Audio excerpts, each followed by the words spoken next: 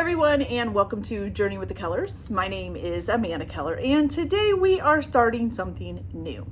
Why? Because that's the whole point of this whole channel, is to try all the things that I always wanted to try because I have time to try them now. So today we are going to start trying crochet. Now, I have done crochet before in the past, but I have hardly gotten to where I've actually really created anything, or the things that I did create didn't turn out so well. Mainly because I never had the time to take to actually practice a whole lot so that I could get each stitch correct before I went on. I just wanted to be in a hurry and just make whatever I wanted to make. But unfortunately, that's not how it works. So today we are starting from the beginning again, and I am going to try to do everything. And slowly and practice it so that I can actually maybe create some things with my crochet, which would be really cool. So, all right. So first of all, what do you need for crochet? Well, one, you're going to need some yarn. This here is actually a paint box yarn.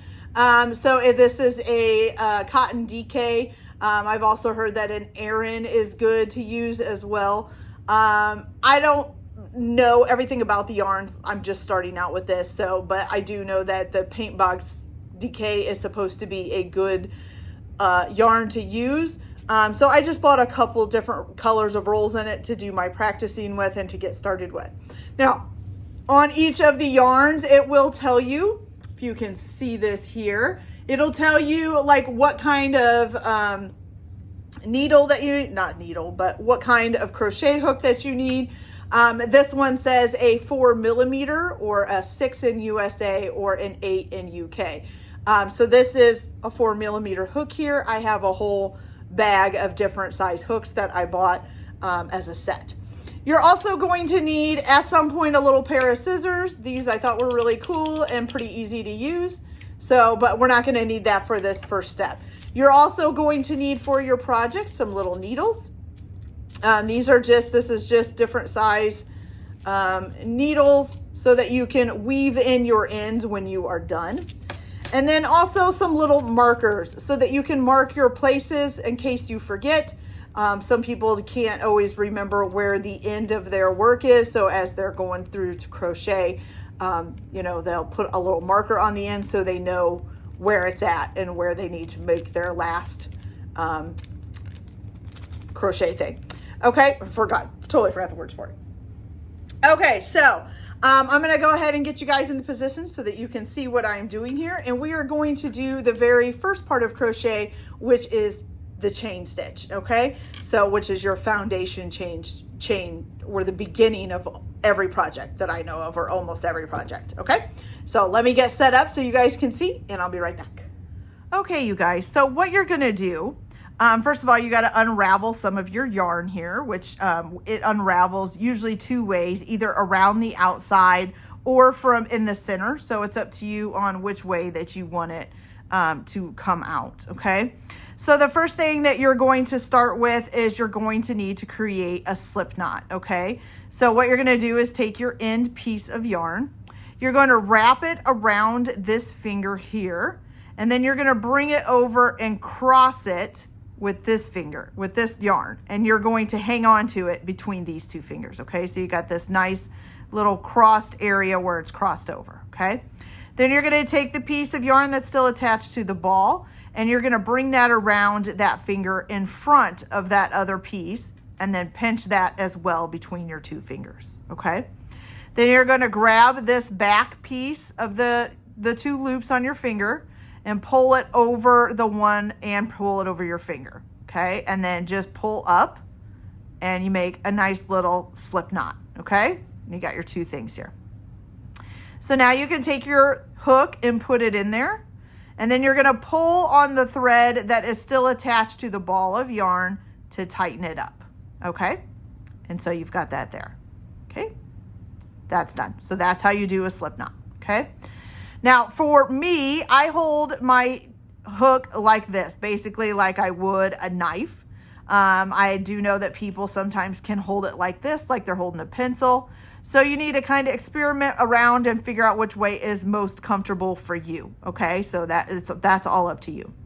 The other thing here is my hook is a very thick handled hook because I have trouble with my hands. It's better for me to use an easier grip, but they do have all different kinds of hooks made out of different things. So kind of try them out and figure out which one that you like the best, okay?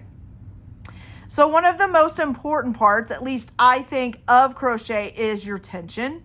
If you don't keep your tension correct, it messes up the whole project, which I have done before. So in order to keep the tension for me, now there is different ways to do this. There are also, I've seen rings that you can buy to use.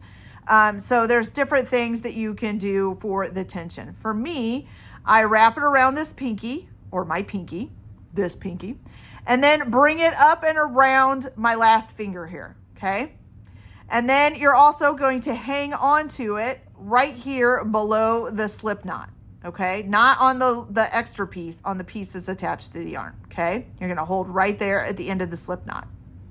Okay, so to make our first stitch, once you've got your tension, and make sure that you do hold your fingers open, otherwise if you close them, you're going to be messing up the tension, okay? So make sure you keep your fingers open. So a lot of people say to turn your hook sideways and then come up and over and bring it down like this, okay? I have a tendency to actually kind of flip my hook in there. I don't know why I do it. I just do. It's just something I started doing from the very beginning, and I just do it. I can't stop now. So this is called yarning over, when you're bringing the yarn over the hook. And then this, of course, is pull it through. And that's your first stitch, okay? So again, it's yarn over and then pull it through. Now make sure that you are moving this finger, your thumb and stuff up to hold underneath of that stitch to keep your tension there. So yarn over and pull it through. Oh, see, a little bit too tight there. Got it too tight underneath. There we go. Okay, yarn over and pull it through.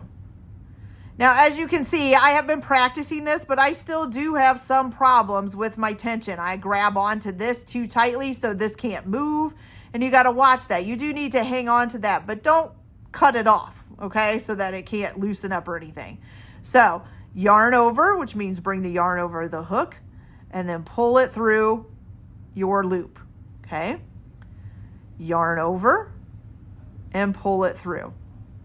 So not only do you need to watch to make sure that this doesn't get too tight because you grab onto here or whatever, but you also need to make sure it doesn't get too loose. So you don't want it to be super loose like this and then be doing your yarn over. You're going to have a big loop there that's not going to work, okay? So we're going to make sure that that's there right. Put my tension back on here. Grab right underneath of the slip knot here, yarn over and pull through. So it looks really simple, you guys. It really does, but getting the tension in right and stuff does take practice. So I would suggest just practice doing this chain stitch over and over and over again until you have the tension and everything right and that you feel comfortable with doing it. Almost kind of like it comes innately. Like you don't have to really think about it too much. You just kind of do it, okay? So that's what I have done, and I'm still doing it. I'm not quite ready yet to move on to the next stitch, but when I am, I will come back and show you guys it. So as you can tell, I'm just yarning over and pulling through and just keep going. You can make this as long as you want. And then to undo it so that, you know, you don't just have a whole bunch of long yarn. And you want to also practice making your slip knot and practice doing your tension hold so that you have it all down. Also, you know, make sure that you're moving your hand up or your fingers up for your tension hold. You know, it's all a part of it. Make sure it becomes innate. But if you want to undo it so that you can, you know, start over and try everything again, just pull your hook out and then just pull it and it'll all unravel. Okay? Just like that. So you're back to your regular thing again, and you can start by, start with your slip knot again, okay? So it's a very simple, but it also takes practice. So practice is important, for this, okay? So that is it for this video. I'm going to continue to practice my chain stitch, And then I will come back once I have it pretty good and have started practicing the next stitch, and we'll show you that. So the next stitch, if you live in the United States, is called a single crochet.